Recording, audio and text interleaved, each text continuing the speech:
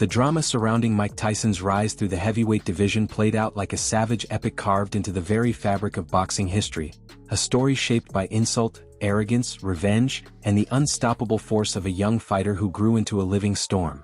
It begins with the wild bravado that so many opponents brought into the ring, men who made the fatal mistake of believing that Tyson was merely another fighter, a man whose rage and precision could be softened by words.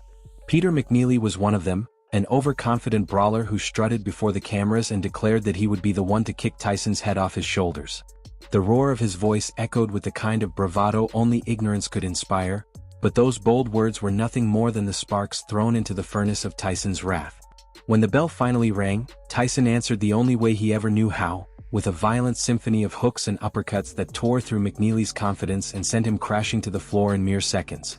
Every time McNeely rose, Tyson was there again, hammering at his body, shaking the ring, and sending him spiraling toward collapse until the referee had no choice but to save him. That fight was not just a victory, it was a warning. Tyson had not rusted in prison.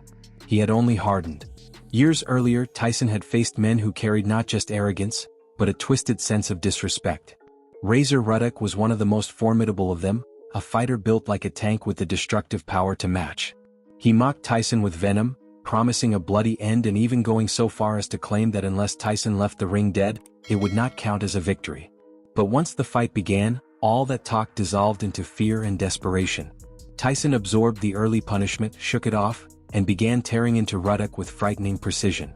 He fought like a man possessed, fueled by the audacity of his opponent's words, unleashing combinations that echoed like explosions across the arena. Ruddock's massive frame finally crumbled, dropped to the canvas under the weight of Tyson's relentless fury. Only the referee could pull Tyson away, and when it was over, the giant who once boasted about killing Tyson had to be saved from Tyson himself. But one rivalry burned deeper than all the rest, fueled not by arrogance but by betrayal. Larry Holmes had once humiliated Tyson's idol, Muhammad Ali, battering him in a fight that should never have happened. Ali was old, sick, and slow, but Holmes strutted around as if he had defeated the greatest version of Ali instead of the weakened man standing before him. Tyson, just a teenager at the time, cried on the phone as he watched his hero fall. That moment carved a promise deep into his heart. When he grew into his prime, when he had the belts and the skills, he would avenge the man who had inspired him. That chance finally came, and Holmes, arrogant even in the twilight of his career, dared to dismiss Tyson publicly. He compared Mike to nothing, boasted that he would go down as the true legend. But Tyson did not care for talk. He cared only for justice. The bell rang and Tyson hunted Holmes with an unforgiving purpose. Every punch carried the weight of Ali's suffering. Holmes tried to move, tried to slip away, but Tyson trapped him, crushed him, and hammered him into the ropes until he fell hard to the canvas. Holmes rose twice, but each time he stood, Tyson sent him down again, finishing what Ali never had the chance to finish. When it was done, the arena erupted as Tyson restored the honor of the man he revered. There were other men defined by their filth, fighters like Andrew Golota who built reputations on low blows, fouling, and disgraceful tactics.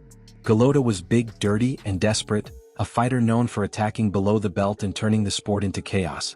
But when he stood across from Tyson, something shifted. His bravado shattered in the opening seconds as Tyson closed the distance with terrifying ease. With every punch Tyson landed, Golota's confidence leaked out of him. The punches cracked across his skull, the force sending tremors through his body, breaking down the giant inch by inch. You could see the fears spreading across his face, the terror of realizing he was in the ring with a man who would not hesitate to break him. When Tyson caught him clean and sent him crashing to the canvas, Golota's spirit broke completely. He quit the fight in the corner, refusing to continue, and the crowd erupted in fury. Tyson didn't even need the knockout. Fear had done the work for him. Tyson's rise reached its first peak in 1986 when he faced Trevor Berbick for the heavyweight crown. Berbick was a champion built on toughness and arrogance, a man who believed he could bully the young contender the same way he had bullied others. He tried to rough Tyson up, leaned on him, pushed him, and even mocked him.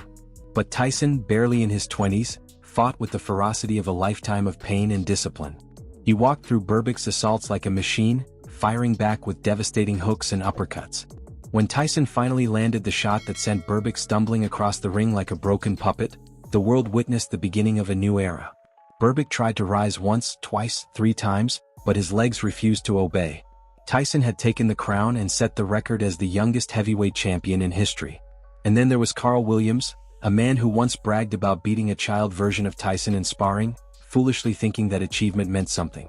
Years later, when they met in the ring, Williams attempted to use his height and reach to control Tyson. But Tyson was no longer a kid. He slipped through Williams' defenses and delivered a left hook so sharp and brutal that Williams collapsed instantly. The referee tried to give him a chance, but Williams' body refused to cooperate. One punch was all Tyson needed to send him into darkness. Finally, there was Frank Bruno, a towering British powerhouse who believed his size could crush Tyson's speed. He talked boldly, mocked Tyson openly, and entered the fight with defiant energy. But Tyson tore into him from the opening bell, sending him down almost immediately. Bruno fought back hard and even managed to momentarily rock Tyson, but the momentum was fleeting. Tyson powered through the wild exchanges, regained control, and unleashed a storm of punches that overwhelmed Bruno and forced the referee to stop the carnage. These fights were more than victories. They were chapters in the legend of a man who punished arrogance, defended honor, and tore down anyone who dared to insult the art of boxing. Tyson's opponents did not just fall. They were dismantled, humbled, and left as warnings to the rest of the division. Every punch Mike threw carried the weight of years of struggle, discipline, and fury, and every triumph carved his name deeper into history. If you enjoyed reliving these iconic moments from Tyson's reign, share your thoughts in the comments. Which fight shocked you the most? Which knockout defined his legacy? Don't forget to hit the like button, subscribe for more dramatic boxing stories, and stay tuned for the next deep dive into the legends who shaped the sport.